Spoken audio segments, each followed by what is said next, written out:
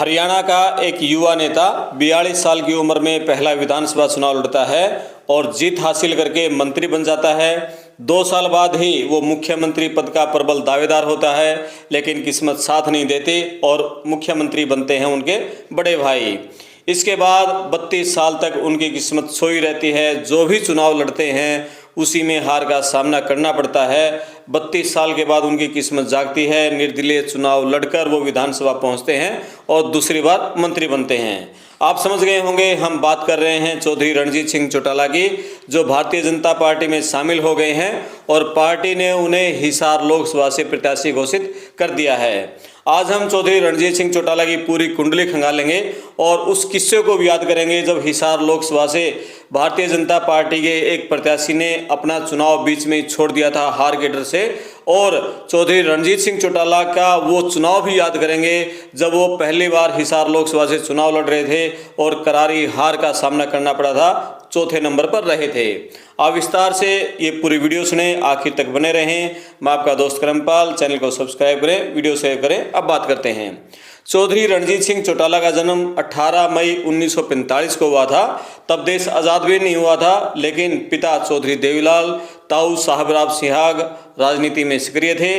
सियासत के सारे गुण उनको अपने ताऊ और पिताजी से मिले। 1987 का वो दौर जब हरियाणा में चौधरी देवीलाल की लहर होती है और उस 1987 के विधानसभा चुनाव में रणजीत सिंह चौटाला रोड़ी हलके से एमएलए का चुनाव लड़ते हैं और इस चुनाव में बड़ी जीत हासिल करके चौधरी देवीलाल हरियाणा के मुख्यमंत्री बनते हैं और उनकी कैबिनेट में रणजीत सिंह चौटाला कृषि मंत्री बनते हैं। ये हरियाणा की राजनीति का पहला ऐसा मौका था जब पिता मुख्यमंत्री और बेटा मंत्री। 2 साल बाद ही 1989 में चौधरी देवीलाल केंद्र में उप प्रधानमंत्री बन जाते हैं और उसके बाद उस समय चौधरी रणजीत सिंह चौटाला हरियाणा के मुख्यमंत्री बनने के प्रबल दावेदार होते हैं। वो चौधरी देवीलाल की सियासत के असली वारिस उत्तराधिकारी होते हैं। ज़्यादातर विधायक भी उस समय चौधरी रणजीत सिंह चौटाला के साथ थे, लेकिन तब देवीलाल के बड़े बेटे ओम प्रकाश चौटाला और उनके दोनों बेटे अजय चौटाला और अभय चौटाला चौधरी देवीलाल को मना लेते हैं और देवीलाल अपना आशीर्वाद बड़े बेटे ओम प्रकाश चौटाला के सिर पर रखते हैं और ओपी चौटाला हरियाणा के मुख्यमंत्री बन जाते हैं। इसके बाद ओम प्रकाश चौटाला और रणजीत चौटाला दोनों में अनबन हो जाती है। रणजीत चौटाला की अपने बड़े भाई से नहीं बनती और वो पार्टी से अलग होकर कांग्रेस में शामिल हो जाते हैं, लेकिन कांग्रेस में जाना उनके लिए एक अपशकुन रहता है। वो कांग्रेस की टिकट पर जो भी चुनाव लड़ते हैं उसी में हार का सामना करना पड़ता है। तो शुरुआत से बात करते हैं कौन कौन से कब कब चुनाव लड़े। रणजीत सिंह चौटाला ने पहला चुनाव 1987 में लड़ा, रोड़ी से, वो बता दिया। उसके बाद 1990 में वो राज्यसभा में चले जाते हैं। 1996 के चुनाव में उनकी टिकट कट जाती है, लेकिन 1998 के लोकसभा चुनाव में कांग्रेस उनको हिसार लोकसभा से प्रत्याशी बनाती है। इस चुनाव में रणजीत चौटाला की बुरी हार होती है और वो चौथे नंबर पर रहते हैं। तब जीतते कौन है, पहले दूसरे तीसरे नंबर पर कौन रहे थे वो बताएंगे। लेकिन 1998 के बाद जब 2000 का विधानसभा चुनाव आता है, उस चुनाव में कांग्रेस रणजीत चौटाला को रोड़ी हलके से फिर टिकट देती है। इस बार उनके सामने होते हैं बड़े भाई ओम प्रकाश चौटाला और इस चुनाव में भी रणजीत चौटाला अपने बड़े भाई ओम प्रकाश से 22,000 से ज़्यादा वोटों के बड़े अंतर से हार जाते हैं। 2005 का जब विधानसभा चुनाव आता है तो उसमें कांग्रेस रणजीत चौटाला की टिकट काट देती है, उनको टिकट नहीं देती, लेकिन 2005 में कांग्रेस की सरकार बन जाती है और तब मुख्यमंत्री भूपेंद्र हुड्डा रणजीत सिंह चौटाला को योजना बोर्ड का उपाध्यक्ष बना देते हैं। इसके 3 साल बाद ही आदमपुर हलके में उपचुनाव होता है, क्योंकि चौधरी भजनलाल को, जो उस समय के विधानसभा अध्यक्ष थे रघुवीर कादियान, वो डिस्क्वालीफाई कर लेते हैं क्योंकि वो हज का एक नई पार्टी बना लेते हैं, उसमें शामिल हो जाते हैं। तो आदमपुर में उपचुनाव होता है तो कांग्रेस रणजीत चौटाला को आदमपुर से चुनाव मैदान में उतारती है, लेकिन इस चुनाव में भी वो भजनलाल से बड़े अंतर से हार जाते हैं। इसके बाद 2009 के विधानसभा चुनाव में कांग्रेस रणजीत चौटाला को रानिया हलके से टिकट देती है, लेकिन वो इनेलो के किशन कंबोज से 3651 वोटों के अंतर से हार जाते हैं। इसके बाद चुनाव आता है 2014 का। इस चुनाव में भी वो इनेलो के रामचंद्र कंबोज से 7000 ज़्यादा वोटों के अंतर से हार जाते हैं। 2019 के विधानसभा चुनाव में कांग्रेस रणजीत चौटाला को टिकट नहीं देती है और यहां से उनका भाग्य फिर खुलता है और वो बागी होकर निर्दलीय चुनाव मैदान में कूदते हैं और बड़ी जीत हासिल करते हैं। 19,000 के ज्यादा वोटों के अंतर से रणजीत चौटाला 2019 के विधानसभा चुनाव में रानिया से जीत हासिल करते हैं। ये वो समय था जब खट्टर की दूसरी पारी थी और खट्टर सरकार को पूर्ण बहुमत नहीं मिलता है, भाजपा को पूर्ण बहुमत नहीं मिलता है और रणजीत चौटाला बिना शर्त भारतीय जनता पार्टी को समर्थन दे देते हैं और खट्टर की और रणजीत चौटाला की ऐसी जोड़ी बैठती है कि वो रणजीत चौटाला को अपनी कैबिनेट में शामिल करते हैं और उनको बिजली और जेल महकमा देते हैं। खट्टर और रणजीत चौटाला की पूरे 4.5 साल तक अच्छी बनती है और अभी पिछले दिनों जब खट्टर को मुख्यमंत्री पद से हटा दिया गया, नायब सैनी को मुख्यमंत्री रखा गया, तो उस कैबिनेट में भी रणजीत चौटाला दोबारा बनते हैं मंत्री और वही बिजली और जेल महकमा उनको मिलता है। 78 वर्षीय रणजीत सिंह चौटाला अब भारतीय जनता पार्टी में शामिल हो गए हैं और पार्टी ने उनको हिसार लोकसभा से अपना प्रत्याशी घोषित कर दिया है। ये दूसरा मौका है जब रणजीत चौटाला हिसार से लोकसभा का चुनाव लड़ रहे हैं। इससे पहले 1998 में कांग्रेस के टिकट पर उन्होंने लोकसभा का चुनाव लड़ा था, तब वो चौथे नंबर पर रहे थे। उस चुनाव में लोकदल के सुरेंद्र बरवाड़ा 1,87,000 से ज्यादा वोटों के अंतर से जीत हासिल करते हैं और रणजीत सिंह चौटाला जो कांग्रेस के प्रत्याशी थे वो चौथे नंबर पर रहते हैं। दूसरे नंबर पर रहते हैं हरियाणा विकास पार्टी के ओम प्रकाश जिंदल और तीसरे नंबर पर रहते हैं समाजवादी जनता पार्टी राष्ट्रीय के जयप्रकाश यानी जेपी और चौथे नंबर पर रणजीत चौटाला। 5वें नंबर पर माकपा के फूल सिंह शोकन रहते हैं। तो इस तरह से वो पहला लोकसभा का चुनाव 1998 में हिसार से लड़ा रणजीत चौटाला ने। अब ये दूसरा मौका है जब वो हिसार लोकसभा से भाजपा के प्रत्याशी हैं।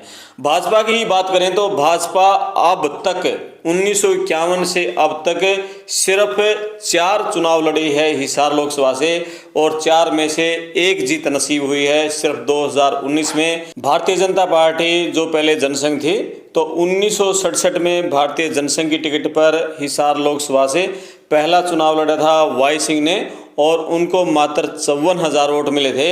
उसके बाद 1991 में भाजपा की टिकट पर हिसार लोकसभा से दूसरा चुनाव लड़ा श्रीनिवास गोयल ने और वोट मिले सिर्फ 35,000।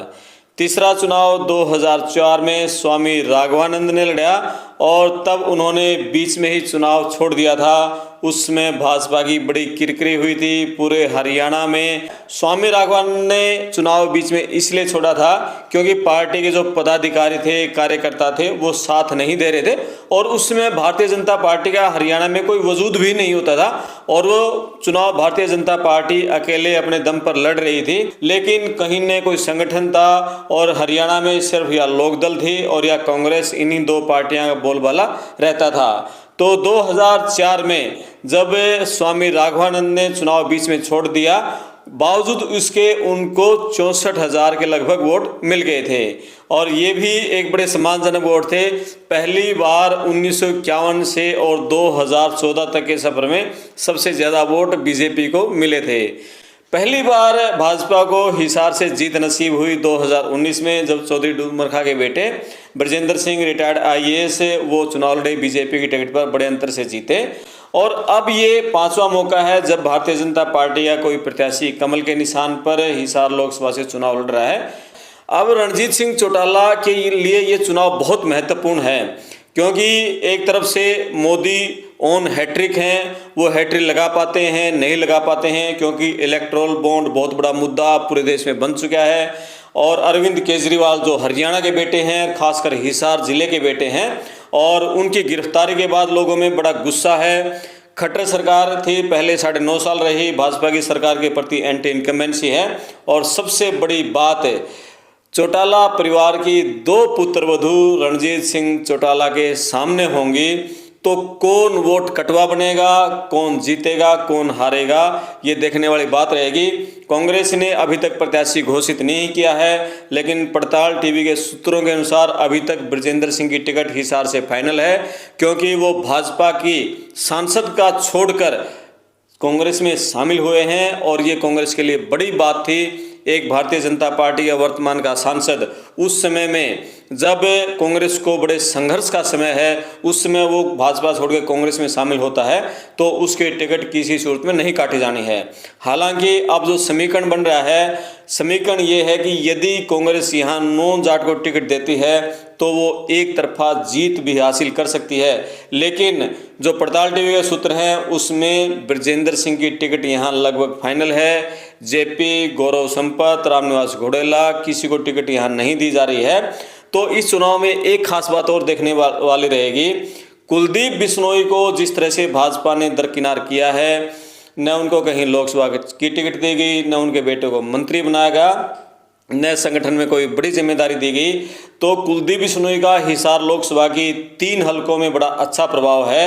आपका हांसी भी, नलवा भी, आदमपुर भी, तो वो किस तरह से रणजीत सिंह चौटाला का साथ देते हैं, ये भी बड़ी देखने वाली बात रहेगी। और यहाँ पर जेजेपी ने अभी तक प्रत्याशी घोषित नहीं किया है, लेकिन संभावना है कि नैना चौटाला उसकी प्रत्याशी होंगी।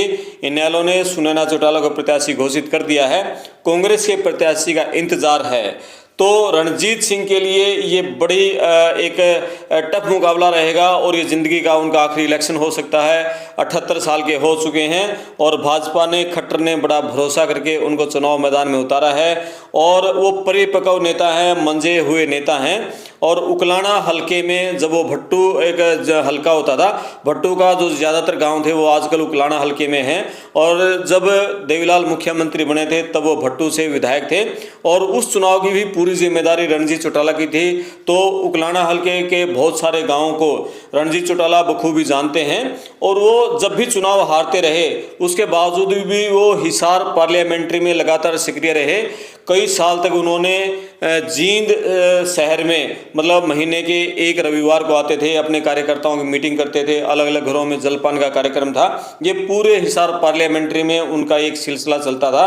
तो बहुत सारे उनके निजी रिलेशन हैं, निजी संपर्क हैं। भारतीय जनता पार्टी का वोट बैंक भी उनके पास है, चौटाला परिवार की साख भी उनके पास है और उनका अपना जो व्यक्तित्व है, अपना कद है, वो भी है।